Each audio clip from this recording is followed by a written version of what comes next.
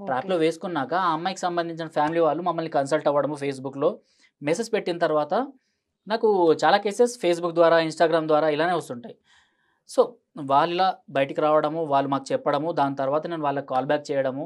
ఆ తర్వాత ఆ ఫ్యామిలీ మెంబర్స్ ఆ అమ్మాయిని తీసుకొని మా దాకా రావడము. హిందూ జనశక్తి ఆఫీస్ ఉంది. సో, అక్కడికి వెళ్ళడము.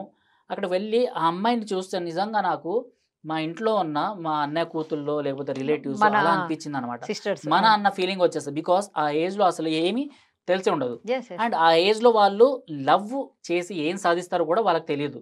ట్రూ. ఆ అమ్మాయి గ్రూప్స్‌కి ప్రిపేర్ అవుతుంది. అవన్నీ ఓకే. విడిచిపెట్టేసి అంటే అంత ఎయిమ్ పెట్టుకున్న అమ్మాయి అవన్నీ విడిచిపెట్టేసి ఇంక నాకు పాస్‌పోర్ట్ వచ్చేస్తుంది. నాకు మెజారిటీ తీరగానే అంటే 18కి పాస్‌పోర్ట్ వచ్చేస్తుంది. వీసా వచ్చేస్తుంది. నేను ఇక్కడి నుంచి దుబాయ్‌కెళ్ళిపోతాను.